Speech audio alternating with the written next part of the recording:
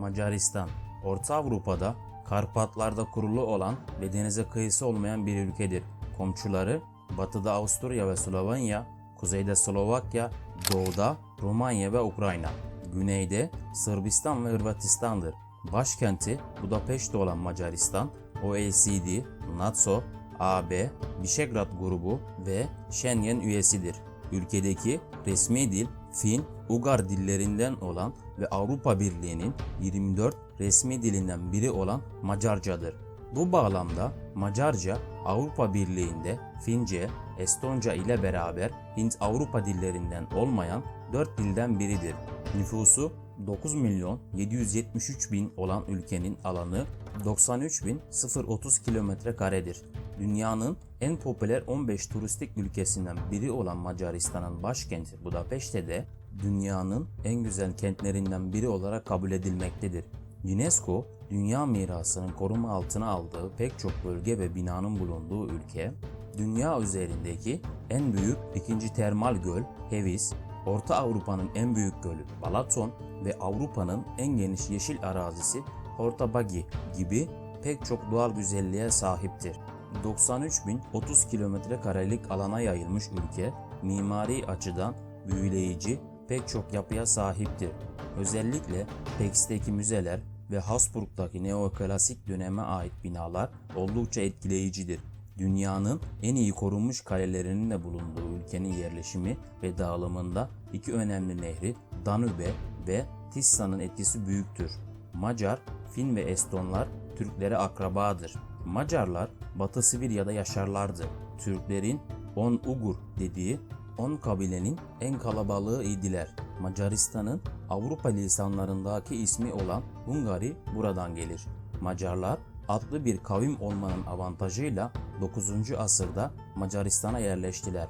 Burası Hun İmparatoru Atilla'nın ülkesiydi. Atilla'nın ordusu yerli kızlarla evlenip yerli halka karışmıştı. Macarlar onun mirasına sahip çıkarak torunlarından Arpad'ı kral yaptılar. Bugün Macar halkının %80'inde Türk kanı dolaşmaktadır. Atilla en yaygın Macar ismidir. Bütün Avrupa'ya akınlar yaptılar ama 933 yılında Almanlara yenildiler.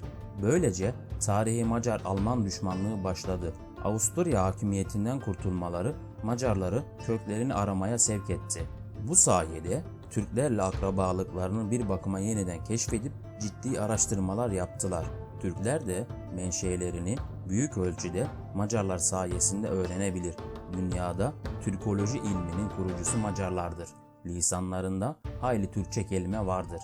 Macar milli yemeği gulaş da Osmanlı yadigarıdır. Avrupa'da hiçbir yerde Macaristan kadar Türklere sempatiyle bakılan bir yer yoktur. Osmanlı eserleri de hiçbir yerde burası kadar bakımlı değillerdir.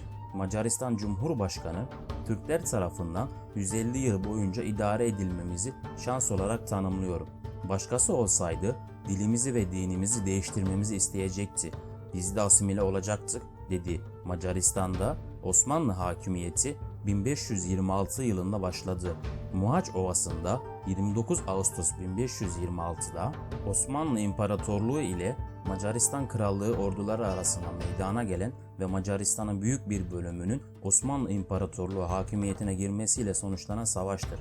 Savaş, sayıca üstün Osmanlı ordusunun hafif süvari birlikleri ve o zamana kadar Avrupalıların karşılaşmadıkları 300 seyyar top ve etkin tüfek kullanımı sayesinde Macar ordusunun esas gücü olan ağır süvarilerini kısa sürede kaybetmesini takiben ağır Macar yenilgisiyle sonuçlanmış. Osmanlı ordusu Kanuni Sultan Süleyman komutasında Macar ordusunu hezimete uğratmıştır. Savaş 2 saat kadar sürmüştür. Bu Osmanlı İmparatorluğu'nun en kısa süren zaferidir. Kazanılan bu büyük zaferin ardından Macar Krallığı yıkıldı. Osmanlı ordusu çok geçmeden Budin ve Esztergom'u da alarak Tuna'nın doğusundaki hakimiyetini pekiştirdi. Artık Erdel'den Banat Yaylası'na, Balton Gölü'nden Bakani Dağları'na kadar uzanan tarihi Macaristan toprakları Osmanlı hakimiyetine girmişti.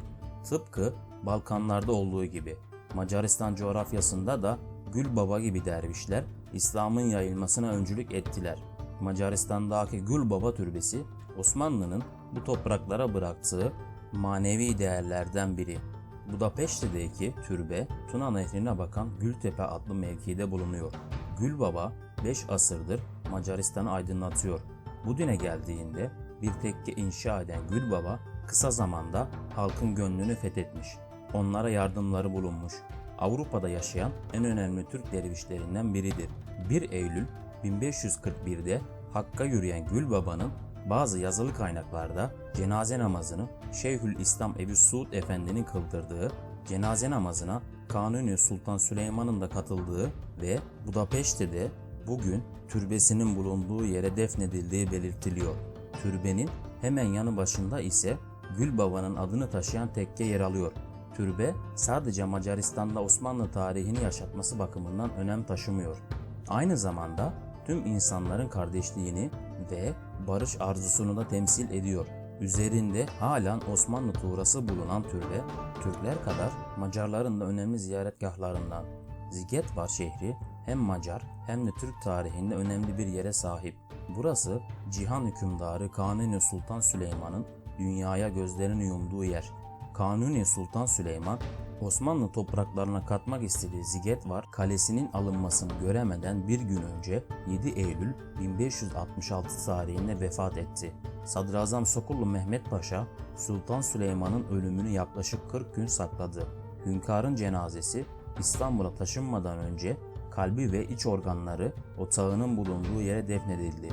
Kanuni Sultan Süleyman'ın ardından tahta geçen 2. Selim, babasının organlarının gömüldüğü yere bir türbe yaptırdı. Ancak Avusturya ordusunun Macaristan'ı işgal etmesinin ardından türbe yıkıldı.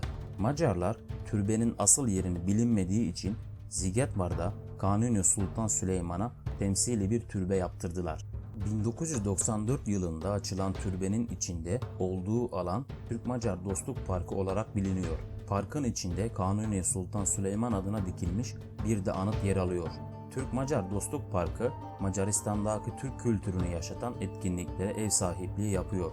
Kanuni Sultan Süleyman için 2. Selim tarafından yaptırılan türbenin asıl yeri ise Türk İşbirliği ve Koordinasyon Ajansı tarafından koordine edilen çalışmalarla araştırılıyor. Macaristan'ın en eski şehirlerinden biri olan Esztergom yaklaşık 3 asır süresince başkentlik yaptı. Budapeşte'ye olan yakınlığı ve stratejik önemiyle Osmanlı'nın da gözdesi olan şehir, Osmanlı İmparatorluğu tarafından 14 yıl ara ile 2 defa kuşatıldı. Şehir önce 1529'da ele geçirildi ancak Osmanlı hakimiyeti uzun sürmedi. 1543 yılındaki ikinci kuşatmanın ardından Esztergom Kalesi'nin burçlarında yeniden Osmanlı sancağı dalgalanmaya başladı. Esztergom, fetihten sonra Osmanlı İmparatorluğu'nun kuzeybatı sınırındaki konumu itibariyle önemli bir sancak merkezi oldu.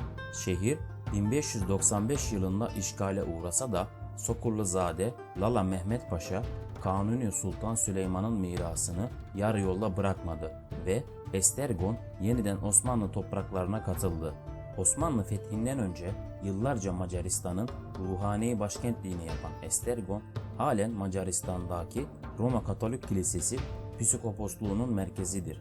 150 yıl Osmanlı İmparatorluğu hakimiyetinde kalan Macaristan'da Osmanlı'yı hatırlatan tek yapı Gülbaba Türbesi ya da Kanuni Sultan Süleyman Abidesi değildir. Başkent Budapeşte Osmanlı döneminde İstanbul, Bursa ve Edirne'den sonra en sevilen şehir olduğu için Nazlı Budin olarak adlandırılıyordu. Son Osmanlı valisi Arnavut Abdurrahman Abdi Paşa'nın mezarı da bugün Budapeşte'deki önemli Osmanlı miraslarından biri.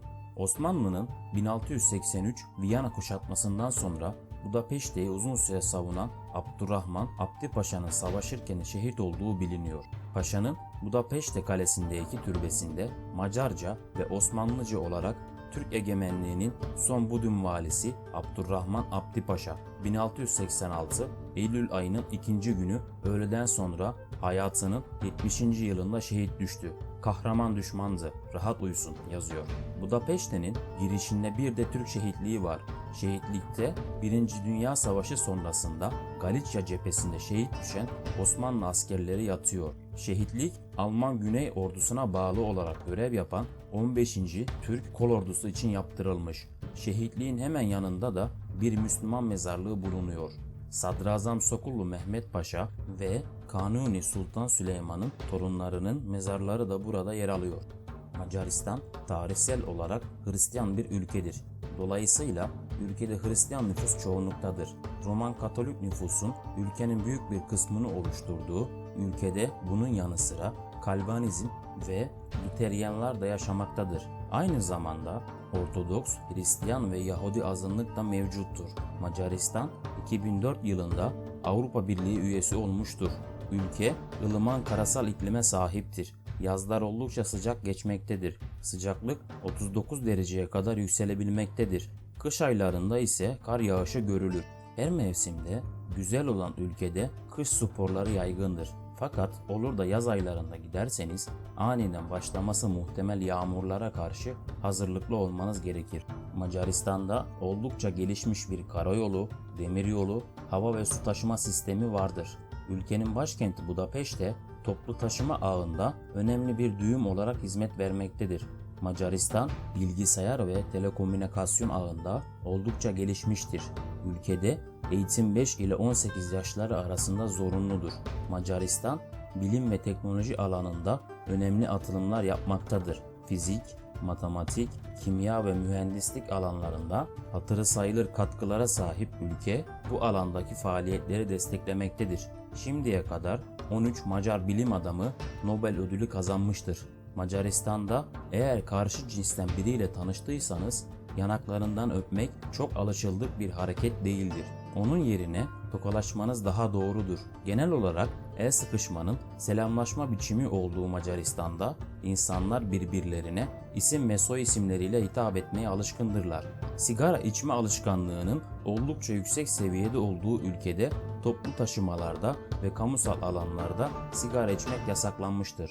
Turistik alanlarda İngilizce bilen kişi sayısı fazladır. Fakat az Almanca da işinize yarayacaktır. Kırsal alanda yaşayan Macarlar kendilerini gözlerinde yaşlarla dans edenler olarak tanımlamaktadır. Bu deyim anlamını ülkenin uzun yıllar süren kötü talihinden alır. Bir eve girdiğinizde genel olarak ayakkabılarınızı çıkarmanız beklenir. Tatlı su kaynaklarının yanında sıcak su kaynakları bakımından da oldukça zengin olan Macaristan'da tıbbi değer taşıyan önemli sayıda kaplıca bulunmaktadır. Dünyanın en güzel kaplıcalarına ev sahipliği yapan Budin ve Budapeşte'de 100'den fazla kaplıca bulunmaktadır. Roma İmparatorluğu, Osmanlı İmparatorluğu, Avusturya Macaristan İmparatorluğu gibi dünyanın en güçlü imparatorluklarına ev sahipliği yapmış olan Macaristan coğrafyasında oldukça zengin bir mutfak kültürü vardır. Adı geçen imparatorluklar ile Balkan ülkelerinin Macar mutfağında önemli etkileri olmuştur. Osmanlı İmparatorluğu'nun etkisiyle sarma, güveç, dolma, börek, musakka gibi yemekler Macar sofralarını süslemektedir. Macar mutfağında et, beyaz et, balık ve süt ürünleri oldukça popülerdir. Mutfaklarıyla gurur duyan Macarların yemeklerinin olmazsa olmazı baharatlarıdır.